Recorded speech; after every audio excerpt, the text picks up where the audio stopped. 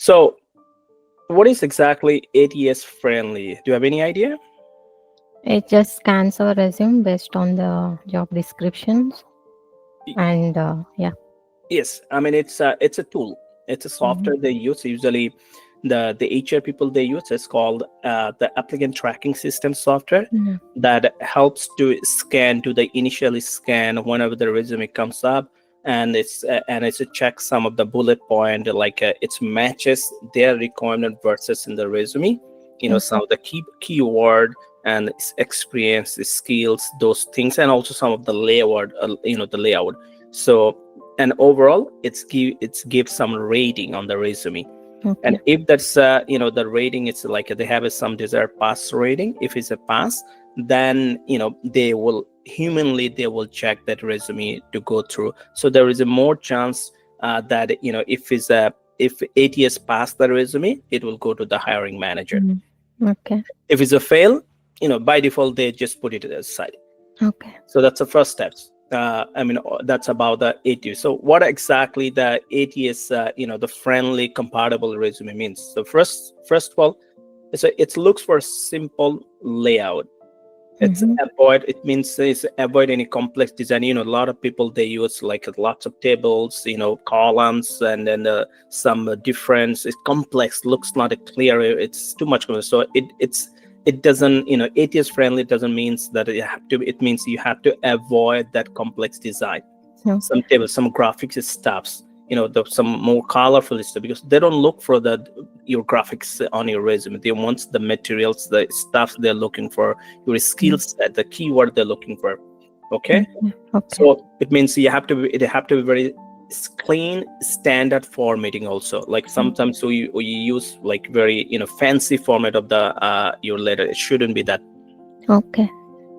Then a standard section, pretty much like to organize your resume section have to be like a header. It means not like every there will be one header on the first Mm-hmm. page, not each and every page there will be the header, not like that.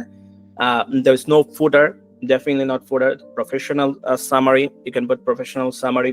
You Mm-hmm. can put definitely the experience, it is skills, experience, skill set. There's education and certification. That's Okay. it. Those are the main section they look for. So here is an example. So this is your example. This is your name and your Mm. header, and your in a header you could have your address. Address is simply not a full address. For example, you live in Brampton, Ontario. That's it. Okay. And then your email address for sure. Your phone number, your Mm-hmm. LinkedIn link. So Yeah. LinkedIn profile nowadays is very important. People they look for that. So you can attach to LinkedIn. And if you have I like also put the GitHub too. If you have a GitHub project, like if it does any automation project, so if you have a Mm-hmm. GitHub link, the public link, you can Mm-hmm. add that one up here too. Okay. Okay. So that's a header part. Then professional summary. So the professional summary over here, sometimes we put a lot of bullet, but it should be in a bullet point, but not more than 3 to 4 lines. Okay. The very high levels, like you're relevant to your skills, your achievement, your some of the core skills you have. So what do you achieve, like by developing, I was part of the develop automation development team, Mm. and through that I achieved like it decreased the manual testing 30 to 40%. It saves our time. Some things like very measurable key point, Mm. those Okay. things, and not too much, like it's maybe 3 to 4 lines, not more Mm. than. Experience. So your experience over here, you can see that's like your the company's your title, very Mm. specific title, your company name, and then the time frame you used to work. And Okay. I will go in details rest of the part. Here is, you can see skill set also again over here. That's another section. Education, then certification. You can put education or certification, you can merge one of together, Mm. that's Mm-hmm. fine. Or you can put at the very last, or you can put at the after the professional summary over here before the experience. That's fine too. Okay. Okay. So let's go. I will come back to each and every section and down over here. So Mm. one of the important part is you have to optimize your keyword based on the job description that like you are going to apply. Here's the one thing you can ask, like, means do I need to work on my resume for each and every job, it is yes and no. Yes, in that sense, you need to sometimes tweak a little bit here and there, because every company, there's job requirement, it's a different. They look Mm. for, even though it's like the QA analyst, Mm. or it's they look for the QA software developer, even though, but they have a unique product, so they might look for some of the things it's here and there, a little bit unique steps. So you don't need to tweak the whole resume. The Mm. structure, all those things will be same, but some of the relevant things, make sure that Okay. it's a highlight, is matches up there, or you have the same thing but it's a different word, so you can highlight those things. So Mm. keyword is very important things that's match with the relevant the jobs that you're applying, that you can bullet point those things. Here is Mm. example. It will identify your skills, qualifications, and the terms. Use the job description. For instance, here is the job posting emphasize, if it's emphasis APM, Selenium, test automation, and Java. Ensure those things is appear on your resume too. If but and then if it's like the job posting is say that they're looking for the Cypress automation developer, and Mm. but if you don't have, then that's a different things. Like it's a relevant, you might have a Selenium background. You can put, okay, I have a Selenium background, whatever this, which is relevant automation frameworks, automation tools, right? Okay. And repeat keywords. So to emphasize, to be on their scan again and again, same keyword, you can repeat those keyword in your in your summary, in your professional summary up there, in your Mm. skill set up there. Mm. So it shows more emphasis, because if you repeat same thing again and again, so it means it is your core skills. It's emphasize this things. So Okay. when they will scan, the scan will be see this, okay, those are the things I found few sections, so it means those are the core things that she's good for that. Okay. Then craft and the ATF friendly professional summary. Here is your professional summary. As I said, it have to be very concise, not too much elaborated, not more than 3 to 4 lines, or Mm. 3 to 4 points, I would say. You can see over here, and it will mention your skill set, direct skill set, your Okay. achievement and goal that match with the job description that you are applying. Okay. Okay, you can include even your job title, what job title, what job during you use, you learn or you achieve those Mm. goals. Here is an example. Experience, I said experience mobile automation developer specialization. So here is your title, one of the title that comes from your your job title. So this is a job title. Here I mentioned that through in this job title, or during this job, Mm. I'm specialized in Selenium and APM. So you can highlight that Selenium and APM. So those are the skill set, direct skill set. Also in the background in Java based automation frameworks, Okay. right? You can say this passionate about leveraging CI/CD pipeline through the Jenkins, the developing, integrating, right? So you Yeah. can mention those things. So those are the skill set that's coming from your like through this title. Okay. Okay. Okay. Got it. Uh, uh, by the way, what's your background though? Yeah, I'm working as a quality assurance engineer at Mhm. Kyra Technologies. Currently, I'm working as a contract part-time employee. Okay, Yeah. so currently you are working on the contract. So Mm. is that like your contract is almost over, so then you are looking for the new opportunity? Yeah, the project is almost over, but not like completely ended. But yeah, I'm looking for some full-time roles probably. So it's been an year, so I applied for jobs, but I don't hear back. So Yeah, that's so the market is the different. That's why it's, I think this is a smart move. You mm, try to find out where is the gap, like in mm, terms of your resume, maybe it's your skill set, right? yeah, correct. So you can minimize, mitigate those things, and work on this too. So that is, you can soon you can get the new opportunities, find the new job. Sure. Yeah. Yeah, have you? Is there like basically more manual tasks? So what's your Yeah, yeah. 80% manual manual? and yeah. Have you ever done any automation or Yeah, I worked for an year back in one of my previous organization, Selenium WebDriver. Yeah, a and little bit how of long ago? Maybe 4 5 years back. Or that's quite old. So it's a lot of things. The new versions comes. The frameworks got more optimized and Mm. dynamic. So, but in the meanwhile, did you try to upgrade yourselves, enhance your skills? I have taken the Udemy classes online, so I have obtained the certification as well. So yeah, currently I'm actively looking Okay. for. Okay. So you're up to this so far. You know this the frameworks how it's Yeah, working. yeah, I have an idea and knowledge, and also did a little bit of hands-on as well. Okay. We can talk a little bit later. So let's Yeah, finish that part. sure.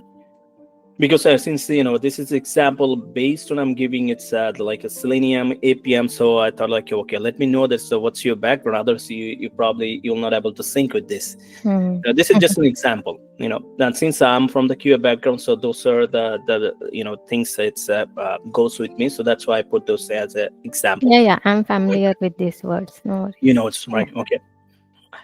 Then use standard job titles in your job title section in your Mm. experience up there.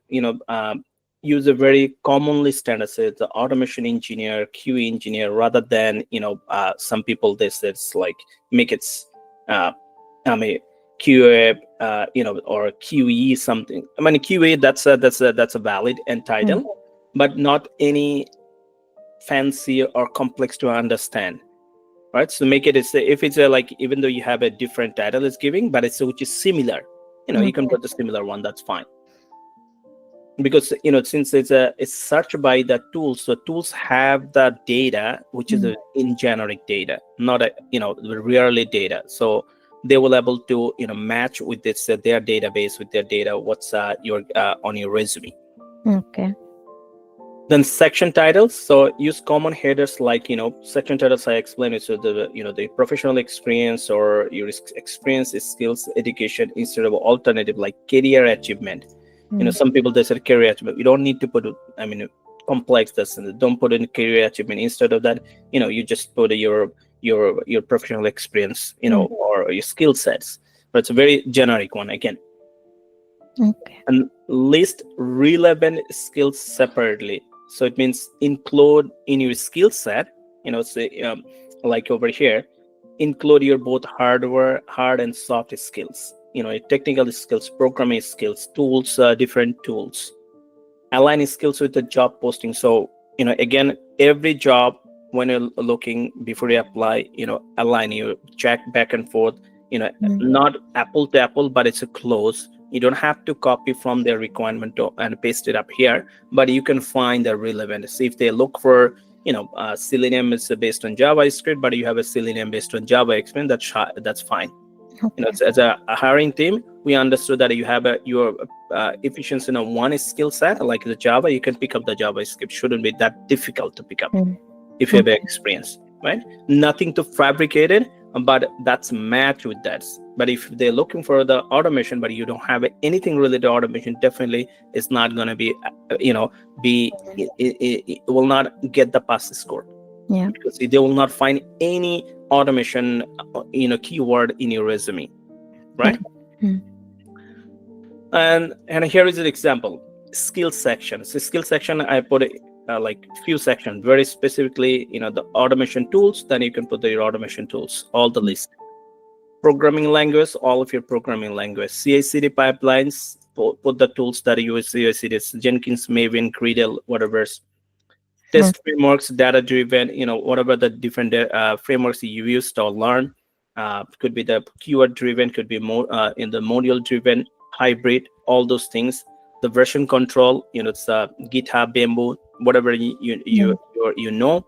And the backtracking, whatever the tools like you'll know or you have experience. So it's a very specific section, but it's give you your tools, your programming skill set, all those things. Yeah. Next is emphasize your metrics and achievement. So those things, it's important to emphasize. It's not only just when you explain your job responsibilities, so we say, okay, I did this, I did this, I did this in your response. But other than it have to be like have to result oriented. The experience should be Mm-hmm. now like it have to be something like, okay, I did the automation, but what do you achieve through the automation? So Mm. I did the automations using Java, that's fine, the Selenium with the Java, using frameworks, the hybrid frameworks, and as a result, it helps us to reduce our manual testings like 40%. That's Mm. covered through the automations. That's the achievement. Yeah. That's it's a result oriented achievement. It's very important. You Okay. did this one. We just not only we want, when you see the resume, we don't want to know that just your details, your responsibilities. We know the overall details, responsibilities.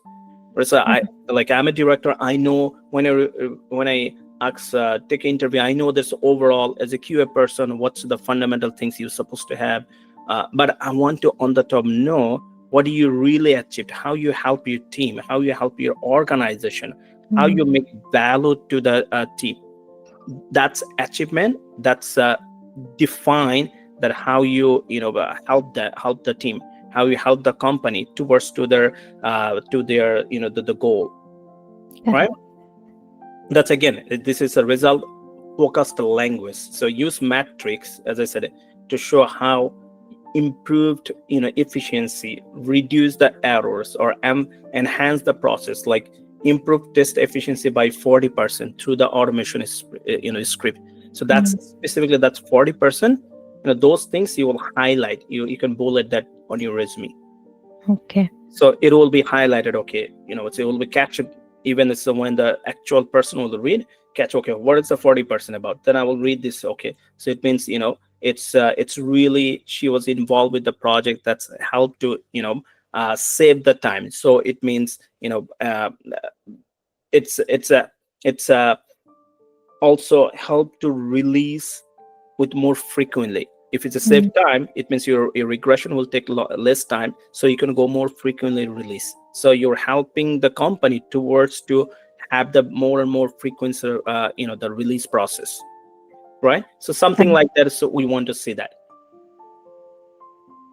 Achievement statement. Example achievement is to reduce the testing by time 30% of implementation automated regression test with the Selenium web developer. Exactly, that's what I explained to you just Yeah. now, right?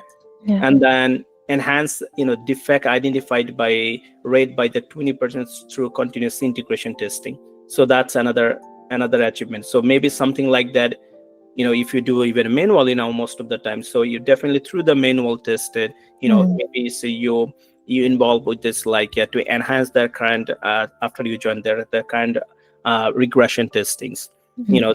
where you updated the old test cases, right? So Mm. where it's that's also you updated, you ensure that the better test coverage. So you Mm. can put the test coverage, and test coverage is based on the their if it's a BDD frameworks, based on the BDD frameworks, like so they follow the BDD frameworks. You will say traceability metrics. I have a traceability metrics, so based on that I confirm that part. Ensure the core functionalities covers 100% coverage.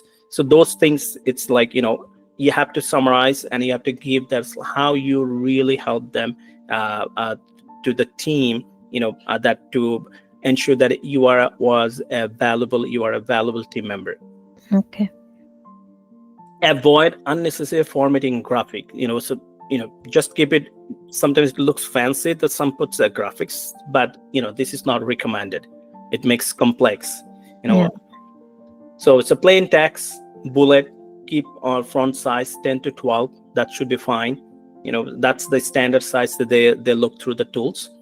Mm-hmm. Avoid columns and image, no pictures on the resume. That's like we do in our back home, so no pictures. And save your resume as per the compatible file format, like it's a PDF or Word. Mostly I recommend it's a PDF. Word, that's okay if they ask. Other than, go for the PDF. Yeah. And this is the final checklist in a simple format with the graphics. This is the all together summarized Mm-hmm. graphics, the columns, standard headings and section names, keyword, and match the job description, metrics, and quantifiable achievement saved on PDF or Word. So that's Okay. the overall. What does it mean that the ATS friendly resume? Okay. Now let's see an example.